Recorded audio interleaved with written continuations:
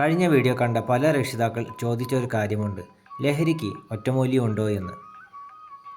നമ്മുടെ എല്ലാ സന്തോഷവും 4 പ്രധാന ഹോർമോണുകളിലാണ്. അവയിലൊന്ന് ഡോപ്പമിനാണ്. ഇതിനെ പ്രചോദന ഹോർമോൺ എന്നും വിളിക്കും. പ്രതിഫലം തേടാനും ജോലികൾ പൂർത്തിയാക്കാനും ആനന്ദം അനുഭവിക്കാനും ഇത് നമ്മെ പ്രേരിപ്പിക്കുന്നു.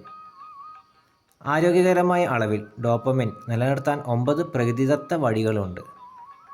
മതിയായ ഉറക്കം, പതിവ് വ്യായാമം, ധ്യാനം, യോഗ, തണുത്ത വെള്ളത്തിൽ കുളി, ഉപവാസം, വാഴപ്പഴം, ബദാം, അവക്കാഡോ, ഇലക്കറികൾ തുടങ്ങിയ ഭക്ഷണങ്ങൾ, സംഗീതം, പെയിൻറ്റിംഗ്, എഴുത്ത് അല്ലെങ്കിൽ ഒരു ഉപകരണം വായിക്കൽ പോലുള്ള വിനോദങ്ങൾ, ചെറിയ ലക്ഷ്യങ്ങൾ സ്ഥാപിക്കുകയും നേടുകയും ചെയ്യുക, ബുദ്ധിമുട്ടുള്ള ജോലികൾ പൂർത്തിയാക്കുക മുതലായവ. പക്ഷേ ഈ കാലത്ത് നിരവധി വിദ്യാർത്ഥികളും ആളുകളും സ്കൂളിലോ ജോലിസ്ഥലത്തോ 6-7 മണിക്കൂർ ചെലവഴിക്കുന്നു. ഇങ്ങനെ പ്രകൃതിദത്തമായി ഡോപ്പമിൻ വർദ്ധിപ്പിക്കുന്ന സമയം ഇല്ലാതാകുമ്പോൾ ആളുകൾ ഡോപ്പമിൻ പെട്ടെന്ന് കൂട്ടുന്ന ലഹരി ഉപയോഗിക്കുന്നു. കാലക്രമേണ അടിമകളാകുകയും ചെയ്യുന്നു.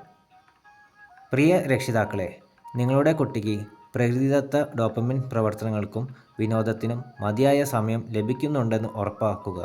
പ്രത്യേകിച്ച് എല്ലാ ആസക്തികളും പൊട്ടിപ്പുറപ്പെടുന്ന വൈകുന്നേരങ്ങളിൽ. ഈ വീഡിയോ ഇഷ്ടപ്പെട്ടാൽ മറ്റു രക്ഷിതാക്കൾക്ക് ഷെയർ ചെയ്യുക.